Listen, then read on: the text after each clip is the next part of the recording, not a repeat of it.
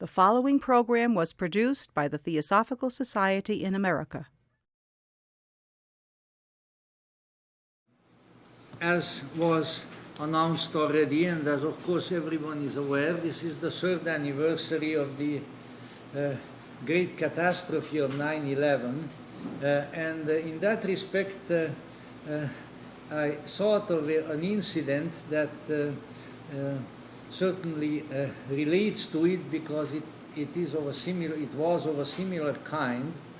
I well remember in 1956, on a Sunday afternoon, here in Besant Lodge, my late friend and teacher, great theosophical scholar, Dr. Alvin Boyd Kuhn was speaking, and that was the very day when Nikita Khrushchev's tanks were rolling into Budapest and were putting down the Hungarian uprising of 1956, and I have been more or less tearing my hair all day long.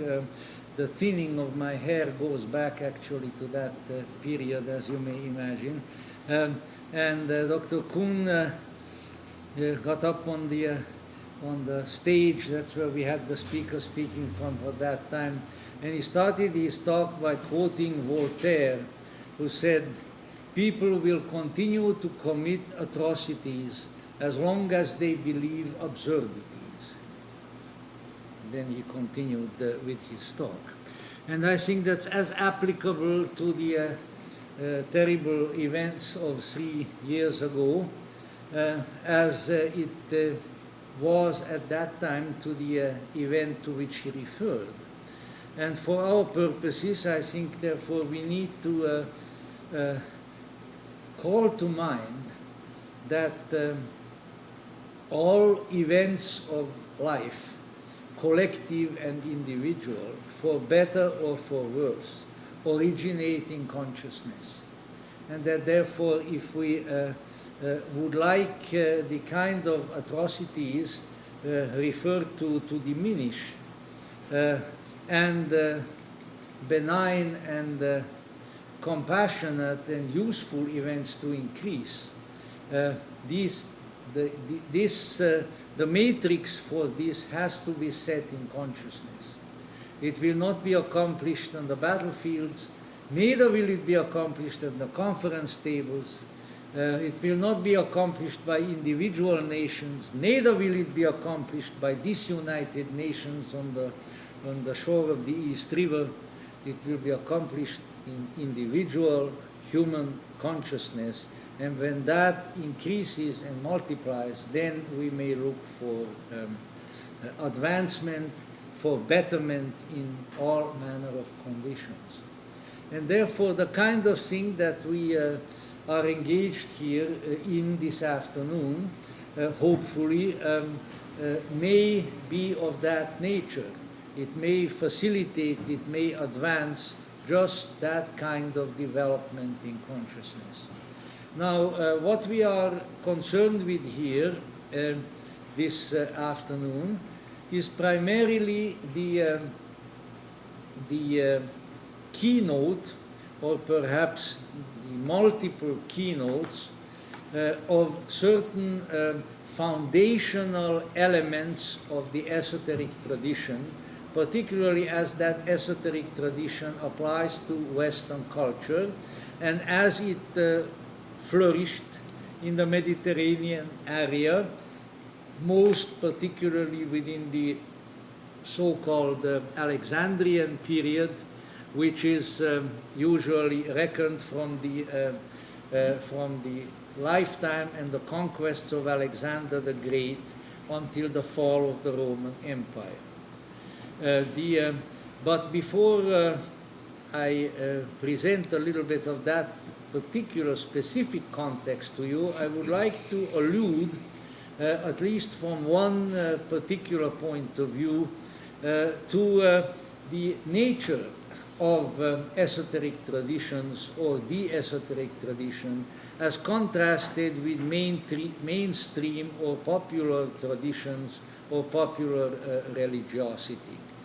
If you think for a minute of the simplest of designs or diagrams, and perhaps the most universally present, namely the two intersecting lines, one vertical and one horizontal, also known as the sign of the cross, then you may envision the horizontal line as being in the main let's say, representative of the large mainstream popular traditions of spirituality and religiosity.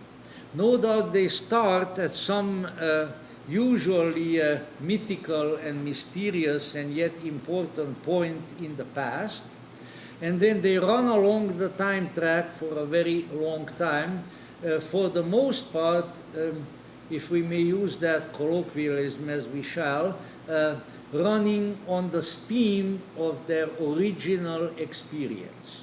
The original experience, well, whether mythic or factual, doesn't make all that difference. Moses goes up on the mountain and meets something awesome. Muhammad goes into the cave and meets something awesome. Buddha sits under the tree and does likewise. Let's say the original great experience. What C.G. Jung, following the example of others before him in German, called the Urerfahrung, the original experience. Now, what happens, of course, is that, as would be the case with any situation of that sort, the power, the inspiring and transforming energy of that original experience doesn't last forever.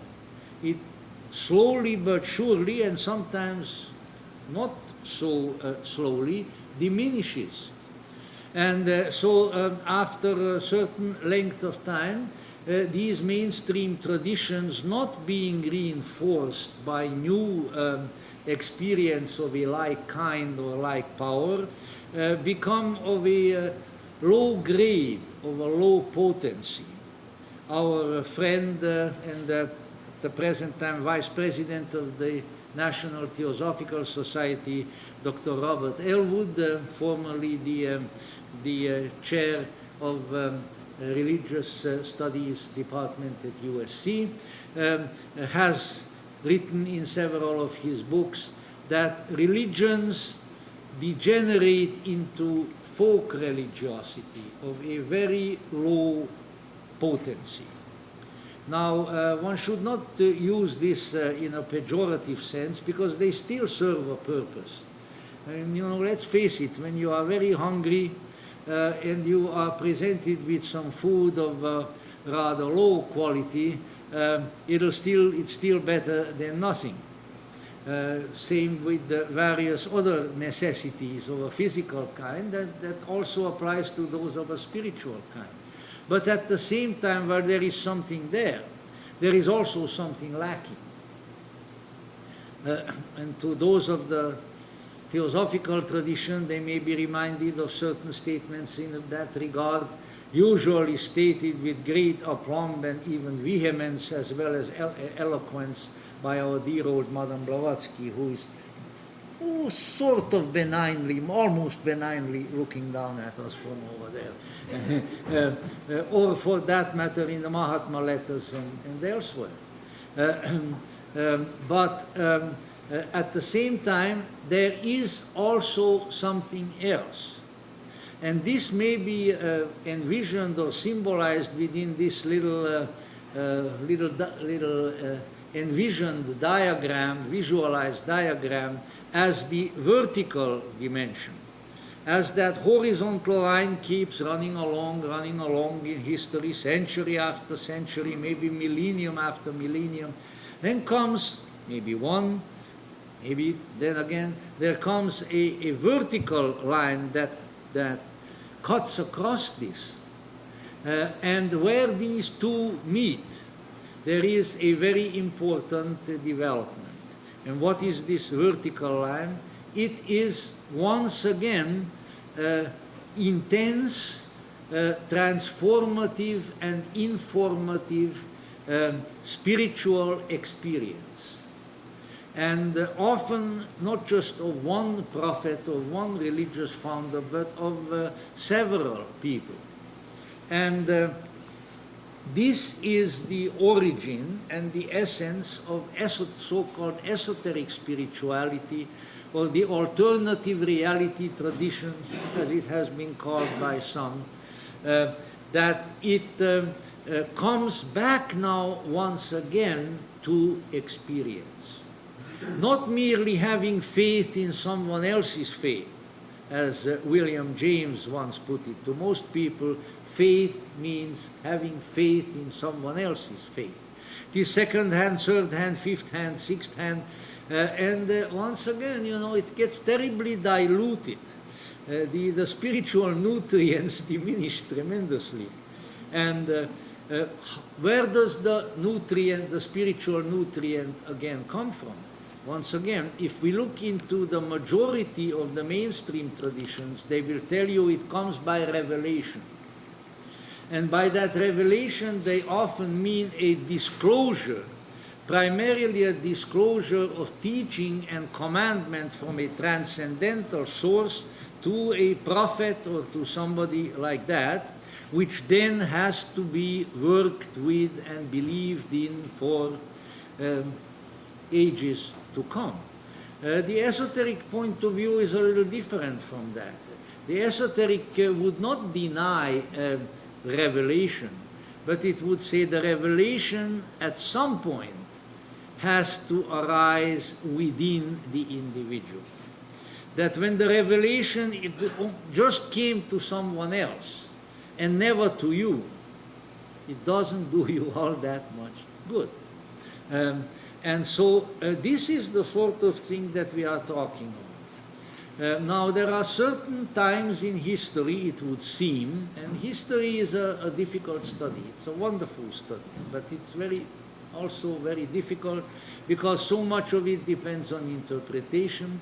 And also when there is conflict, the history is, the historical records are usually written by the winners, and then you can't quite figure out as to what an unbiased account might be. Nevertheless, it appears from the study of history that there are certain times in history when that crossing of the lines seems to occur with greater power and with greater import for the future than at other times.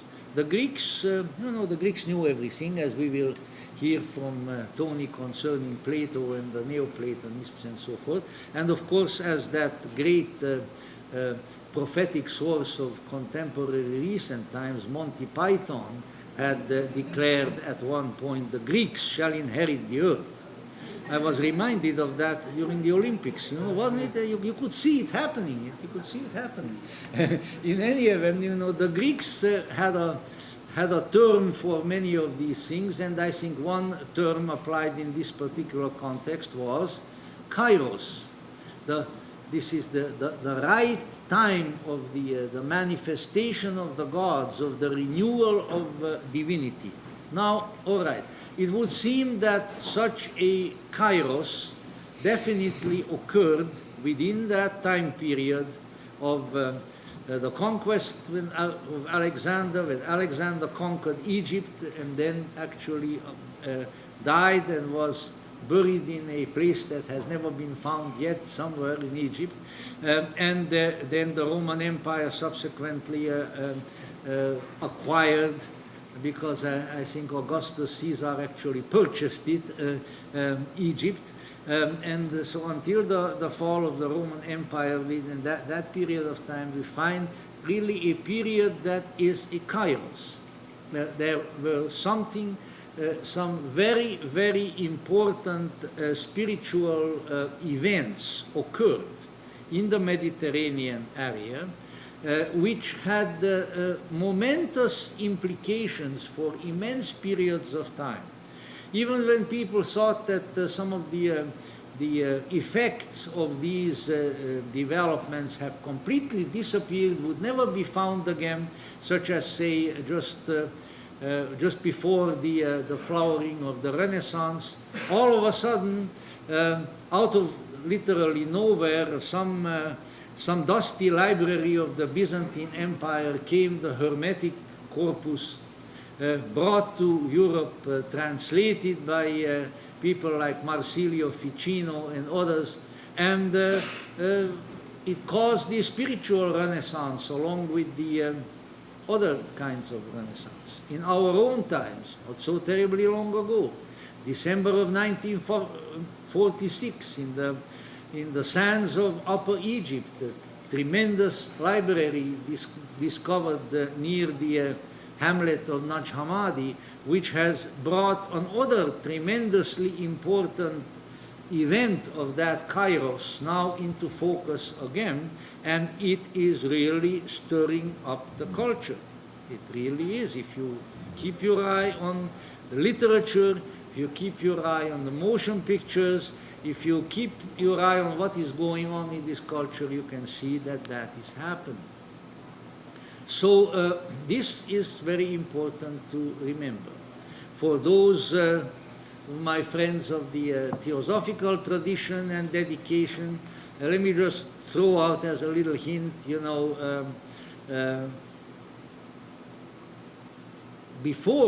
long before Madame Blavatsky ever moved to India, she traveled around and she studied in the Middle East. And the mysterious, this only interests probably some of us, but indulge me for a minute. The mysterious communication which is said to have come to her and to Colonel Henry Steele Olcott in 1875 to found the Theosophical Society came from Egypt. So let's say even then and even now, the places where the Kairos, that particular Kairos occurred, still have a great deal of importance. Maybe that is why things just never can settle down around there. There are spiritual forces that are seeding and that are stirring up some people in the wrong way. Now, whatever the case may be with that, what occurred very, very briefly at the time of that Kairos? There were three spiritual movements, which to this day are really regarded pretty much by all scholarship, mainstream university scholarship and more popularized esoteric scholarship as well, as having been the three great sort of seed movements, the seminal movements of that period. And their names come down to us as Neoplatonism, Hermeticism, and Gnosticism. There were others. There were Orphics, and there were Pythagoreans, and there were sort of popularized remnants of the mysteries of Isis. There were all sorts of things. But these were the three that sort of had the greatest staying power, and that remained the triple fountainhead, sort of the three-leafed clover of the esoteric tradition in the West. Now, very, very briefly, what were they? I'll start for a minute with the Hermetic, because we are not going to be talking about that, at least not much today. The Hermeticism was primarily, it would seem, confined to Egypt. And it was let's say, it represented the forthcoming of the esoteric tradition within the Greco-Egyptian context. Its twin, and I insist that it was indeed its twin, identical twin rather than just fraternal twin, was Gnosticism. The orientation of both of these was totally alike, with one exception. The Gnostics came from, even though they did not remain there, but let's say came from the Semitic matrix just like Christianity did, and at the same time. And they became associated primarily with Christianity and in a more subdued way with Judaism in the form of what later on came to be called Kabbalah. And so they constantly had to relate themselves, let's say, to the Judeo-Christian matrix of religiosity. That was their particular challenge. The Hermeticists did not have that challenge, even though they worked their way pretty much through to a monotheistic concept of an ultimate deity that was one. They did not have to, let's say, fight the God image, as Madame Blavatsky did, of the Old Testament God, the jealous God, the angry God, the capricious God, the one who does not isn't satisfied by just being the lawgiver, but has to be the law enforcer and the executioner as well. You know, they didn't have to worry. The Hermetics didn't have to worry about that. But their objective was identical with that of the. Their objective was identical with that of the Gnostics. They said that there exists a possibility, and this possibility is a spiritual imperative for everyone, and that possibility is the possibility of gnosis, which in Greek is called gnosis. This gnosis is an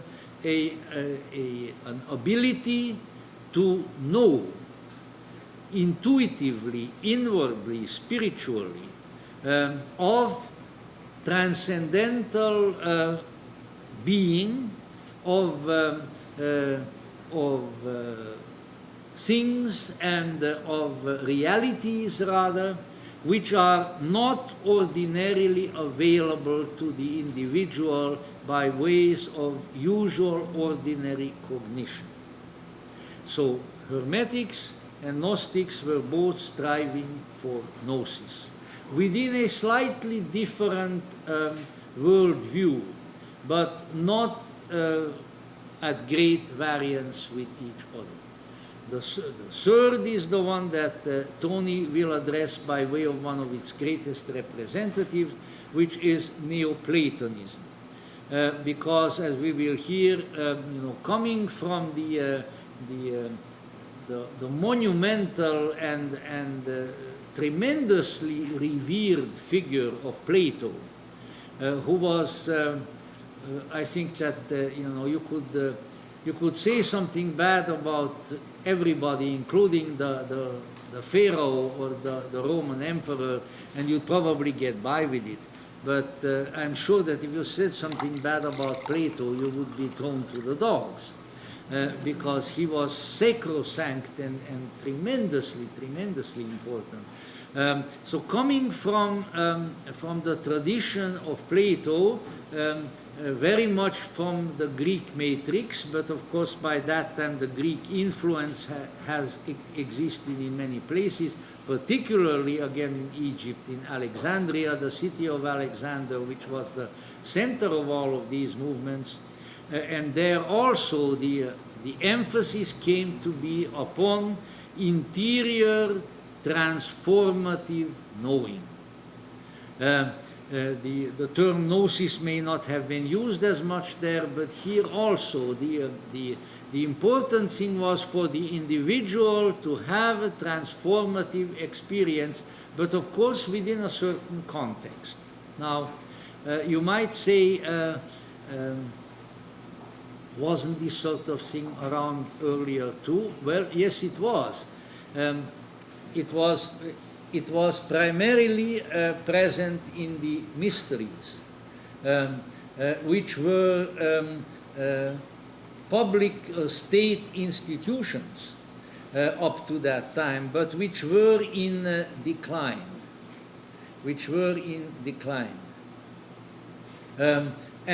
So a kind of new approach to transcendental gnosis arose, which was no longer that of the formal and state-approved mysteries, such as, say, the mysteries of Eleusis or the Orphic mysteries or the mysteries of Isis or of Dionysus, but which were handled in a different manner.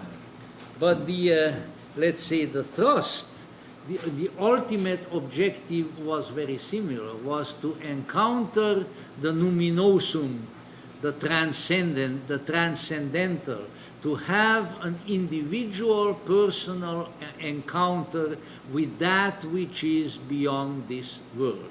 Now, in about 3 more minutes, I'll give you how, on the whole, with some variations, all of these 3 traditions operated. Their curriculum was something like this. The first step was that of a public gathering. Well, somewhat like here. You know, we don't keep anybody out. In fact, we are trying to rope as many in as we can. You know, a public gathering wherein a teacher like Plotinus or Ammonius or somebody like that would present material that related to their particular quest. This is the place of the catechumen, of the learner. It was in a public setting, and as the result of this, there would occur, or was expected or hoped for, an event within the individual, which in Greek was called metanoia. It would hear that the individual would turn. This is the term that came to be adopted in English and in Christianity as conversion. Well, I don't need to tell you that what people call conversion today is something very different, of course. But it really means just to turn around. You've been going in this direction so far, which means out into the world, out after material goods, after a career, after having a good time, this, that, and the other thing. These objectives are the same today as they were a couple of thousand years ago. There are human objectives of a certain order. And then a person would say, oh, you know, there's something else. I've got to pay attention to something else in life. And therefore now I'm going to turn toward that. And that is the experience of metanoia. Now when that occurred, then the person was ready for yet more intense instruction. And he would then receive philosophical and catechetical instruction in a small group, sort of like a select group of those who have had their metanoia, who are now determined and who have that inward commitment. The third step would be now of an individual nature, one pupil, one master or teacher at a time. And this would, I am not so sure with Plotinus and the Neoplatonists, Tony will tell us about that, but certainly among Hermetics and Gnostics, generally was organized on the pattern of the ascent through the planets. Now, that doesn't mean that these boys and girls were put on a spaceship, you know, and now, all right, now, today we are going to go on the Hermetic spaceship to the moon, and then the day after tomorrow to Mercury, and then to Jupiter, and so forth. But rather that each one of the 7 planets, and beyond them the zodiacal circle, the so-called 8th sphere, the Ogdoad, and so forth, were envisioned as psycho-spiritual experiences of having particular keynotes. The planetary names were symbols, were glyphs for these keynotes. And so with the under the instruction of the the single spiritual teacher, the people would be led through these steps one by one. And then, of course, what would happen after that? After that, there would be that which is beyond the steps, beyond the ladder. After all, we don't climb a ladder just to climb a ladder or a stairway, although maybe some people might use it for exercise nowadays, but I haven't really heard so much that that is the newest form of aerobics or whatever the case may be. But you climb a ladder or a stairway in order to get somewhere. And so then the last step is really that, getting there. And maybe being there, as that movie called it, you know. And that is the, let's say, the sort of the highest mystery liturgy, wherein the individual, having gone through the various steps of these experiences of consciousness, now confronts ultimate transcendence in and beyond the Ogdoad. That now which is without qualities, and which is probably the highest kind of transcendental experience that the individual can have.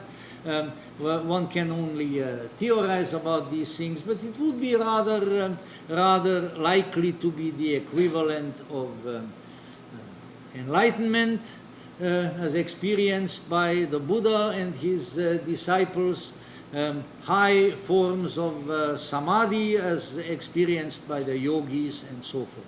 This was the pattern, certainly, of the Hermetic and of the Gnostic initiatory sequence. And as you can see, it starts in a public setting and then it becomes ever more private, because the last two are strictly the individual and the guide together without anyone else being around. And it is in this manner that so many people have these forms of experiences. So keep in mind, at least as far as I can see, everywhere, even where maybe the philosophical, the intellectual framework was the heaviest, which appears to be among the Neoplatonists, the objective was transcendence. The objective was not just to get another system of belief, not just another set of symbols, but to come, even though step by step, to the confrontation with the ultimate reality, with the total and real transcendence. All right. This, I think, will give you a little of the context within which now we are going to evaluate one after the other two of the great representatives of these traditions.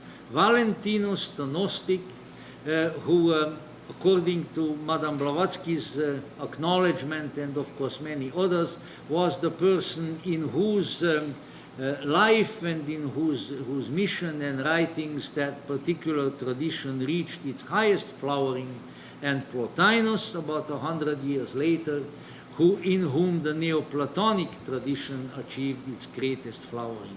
And on the hand of the experiences and the teachings of these two outstanding figures, hopefully we will all gain a useful and usable impression of these great foundations of the esoteric tradition. So at that point I'll stop, and let's see. Yeah, I think I'll turn it over now for a period of time to my colleague, who will continue now with Plato, and then we will have a short question period and break, and sometimes later on we'll have a larger break. Only, however, if you leave some cookies to be still present by the second break. If you eat them all once, then we are not going to have a second break, okay? Well, that's the breaks. In any event, here is Tony. Well, thank you. To sort of just connect a little bit with what Stephan has said in a little bit of a different way, is that about 20 years or so ago, Euston Smith, the philosopher of religion, really wrote a paper that I'm sorry is not had the impact that he wanted it to have. But in it, he was saying that Greece and its combination of religion, philosophy, and literature, really needs, for that period of time from about 500 BCE to 500, the Common Era, needs to be considered a religion. It's seen as a single unit with all its differences. And he says if we see Hinduism with all of its literature and its 6 schools of philosophy, if we sort of combine all of that is in one entity when we study it as Hinduism, that the same really needs to be done with Greek thought and the Greek history. So because it seems again that these various schools that flowered within Greek philosophy really had a diffusion all through the region of the Mediterranean, and you had very different changes that took place over time.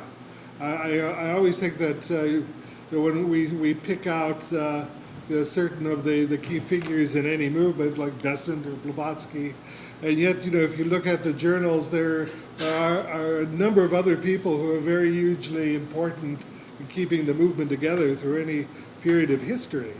And the same thing really is happening in the diffusion of the philosophy. It's not something that remained the same in any manner. It was philosophy by its nature of raising questions and critiquing and finding new kinds of syntheses is really something that is always going to be at least moved by the generation of heat, if not light. I mean, there's going to be heated arguments, there are going to be disagreements, there are going to be all kinds of dispositional changes as such. So it's going to keep going and being modified. There's no, at least my experience in the 21st century, things haven't changed in that regard in any way. You have people who are continually refining their own thought over a lifetime and seeing it in terms of different interconnections as they broaden their own studies, so that somebody at one point in time who, like when I was grad school in philosophy in the 60s, Plotinus or Plotinus, as he was more usually called, was sort of not a figure of importance. The expression Neoplatonism is a historical term that was really raised by some German philosophers of history about 200 or 300 years ago, and often they were really they were calling them Neoplatonists not in a complimentary way, but it was like sort of a weakened, diluted form of Platonism. Often at that time it was assumed, with perhaps some racial bigotry, that Plotinus, for example, was an Egyptian, and that by nature of being an Egyptian was of a lesser cognitive pedigree than a Greek, and so that this was sort of maybe the beginning of a decadence in the Platonic, the unfoldment of Platonism.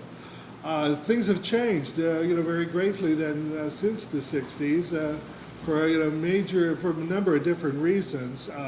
I would just mention that just as in 1875, when the modern Theosophical movement came into the public note and became a worldwide focus, that certainly Blavatsky in the Key to Theosophy in 1889 really saw the Western sources of the tradition within the Neoplatonists, within Ammonius Saccas, who I'll say a little bit more of a little bit later, who was Plotinus's key teacher, and so that she was grounding it in the West in a tradition that had significance in a different way, as much as she did appreciate Plato.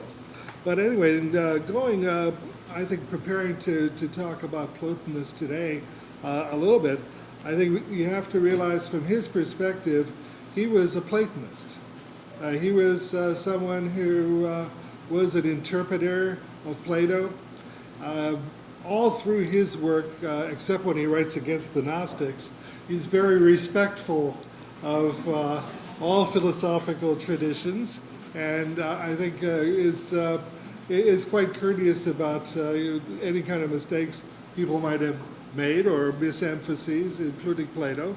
But I think his work, though, is grounded so much in certain aspects of Plato that we probably have been exposed to in our lives, that I just thought I would mention a few of them now, because so often these things are very implicit in the underpinnings of what happens in the so-called Neoplatonic movement, but they're not explicit. They're not brought out for attention as such. So just to review a few of them then, which again I won't spend a lot of time on because I suspect you know them all too well.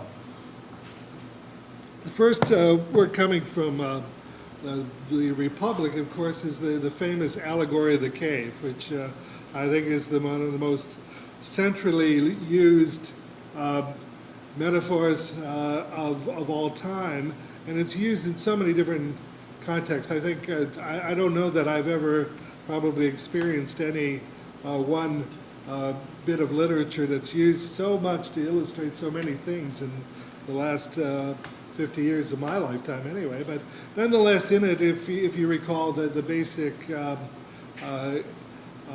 story entails that there are a group of prisoners who are chained up and they're only seeing a world of shadows. They have no idea what the reality is because all they're limited in what they're seeing by the situation they're in. I think in the most basic way of seeing this continually is within the limits of our own culture, the limits of our own demands of the outer world as such. In the allegory, again, someone is able to get out of that enchained position and slowly goes up from the cave. The ascent, as Stephan has talked about, the ascent toward the Numen, and of course experiences the pain of blindness, when you encounter the sun for the first time, the sense of the illuminating power of that realm. And gradually then, of course, in the allegory it's presented that the person in this case who finally gets up to apprehend the true nature of things, the true reality, the philosopher in that particular context, then comes down back into the cave and unsuccessfully probably will try to communicate with those who are still chained. And so this basic notion of the ascent is grounded in this particular work in the sense of getting away from a scene that is not adequate to the reality to really having the experience of something that is adequate to the reality. Now, within the Platonic system here, then, in another place, through another myth, in the Phaedo, there's the sense of what happens when one's at the ascent is that the eternal intellectual forms of life are apprehended. And again, within the teaching in the Republic, the sense is that, as Stephan was saying, in terms of the schooling that would be vowed, in this philosophical tradition, the step from the shadows up to the top, the intermediating step, really is mathematics, in which the person has to become acclimated to dealing with symbols in a way that are not tied to just mere perception or sensation. You have to find a way so that you're comfortable in understanding the realm of the abstract in that manner. And this, in a sense, is the preparatory element. And then once you get, then again, that apprehensive capacity to be acute, then you're able to have the development of direct knowledge, or again, noesis as the Greek word would be, of these eternal forms.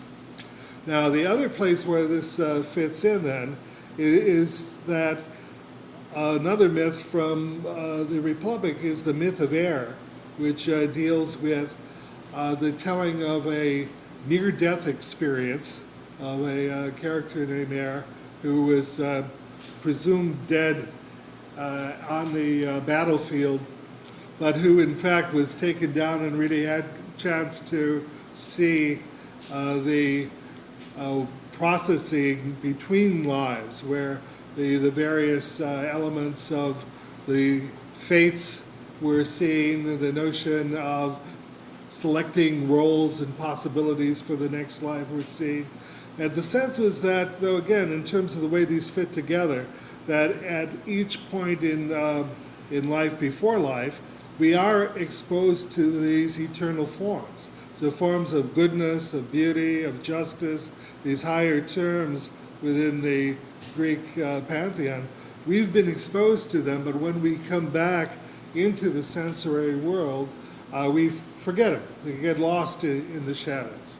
And in this story, again, the dynamic here is that at some point in time, some recollection can kick in, and that will, allow us to see this possibility and to seek it again in a conscious way.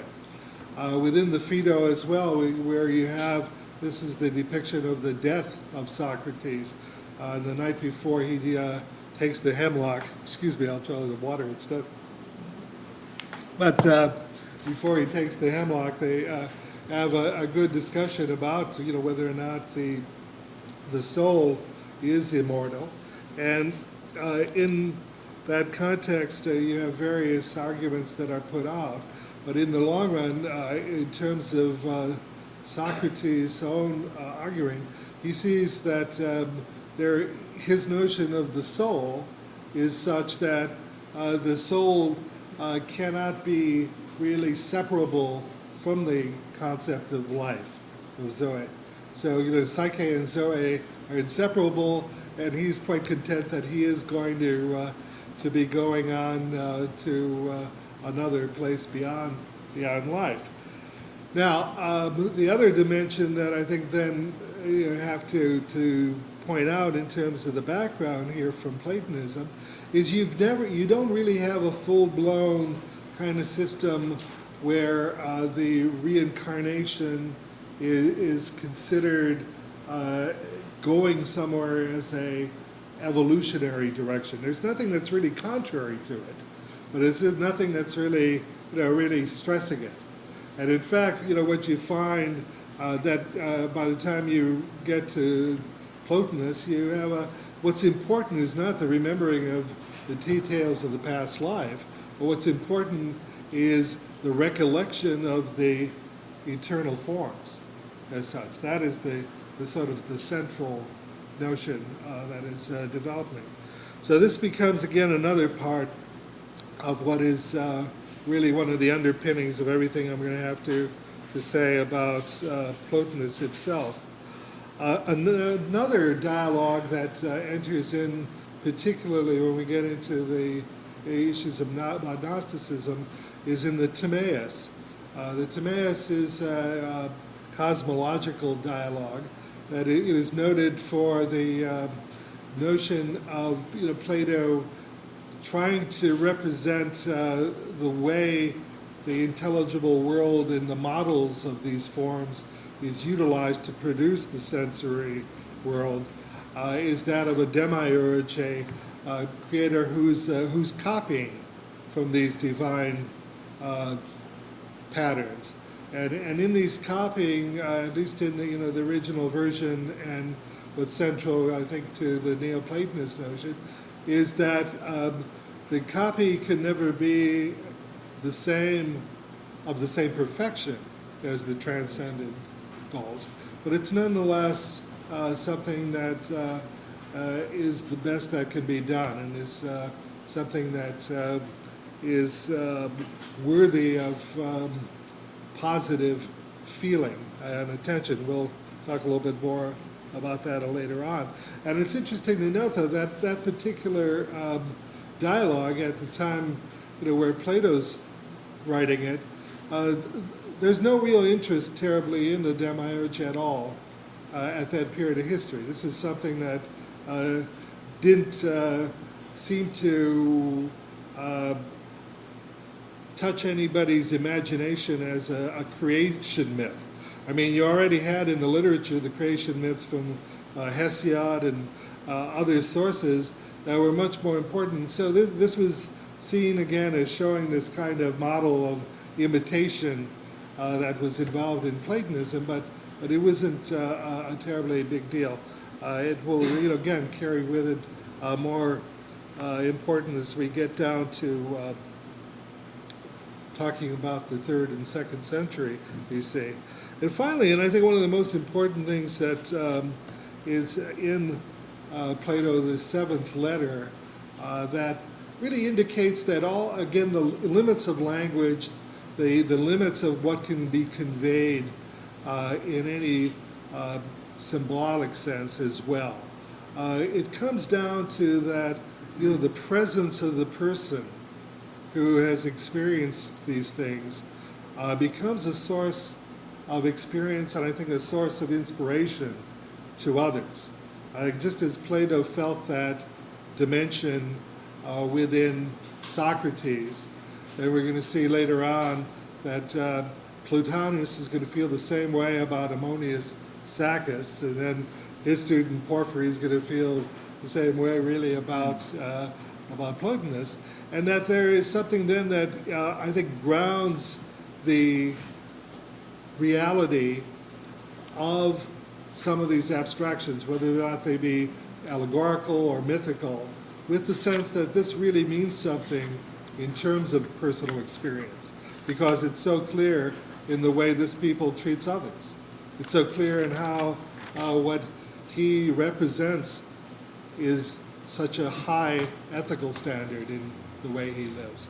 So I think that if we carry with us this set of allusions that are really important as the underpinnings, with the notion that really these aren't things that Plotinus directly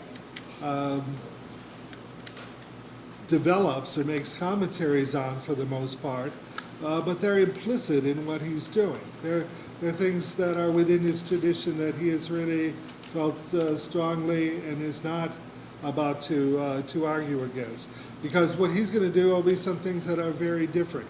And so I will say that when we get to my next section, when I talk about it a little bit more, is that you're not going to have him really trying to look at the world in terms of Plato's Republic, for example. I think there's no doubt he understands it. He also even proposes to the emperor at the time in Rome a Platonopolis, an opportunity to try to create such a city, which doesn't get funded, of course. But he's aware of that, but he's not a political theorist. By the time we go really from Plato's time to Plotinus's time, there's a shift now. Instead of really seeing so much humanity within the realm of the state, within the realm of the Republic of Plato, or else in the laws of Plato, it's not that dimension anymore. You're now seeing really the individual in terms of a different kind of goal. Giovanni Reale, the Italian scholar of that period, says the school of Plotinus tended toward a new and further goal than the original one in Plato. It wanted to teach men to free themselves from an earthly life, to be reunited with the divine, and to be able to contemplate it up to the peak of a transcendent ecstatic union. So whereas these other frameworks in Plato were there to illustrate the kind of movement that's involved, they were not the primary focus of Plato himself. By the time you get into the centuries that we're talking about, it's shifted and focused now where this is seen as an individual form of experience with the noumen that is in itself important in a way that, as Stephan was saying in the introduction, that it's through the changes of individuals in this manner that the world changes, not necessarily in the framework of the society as a whole.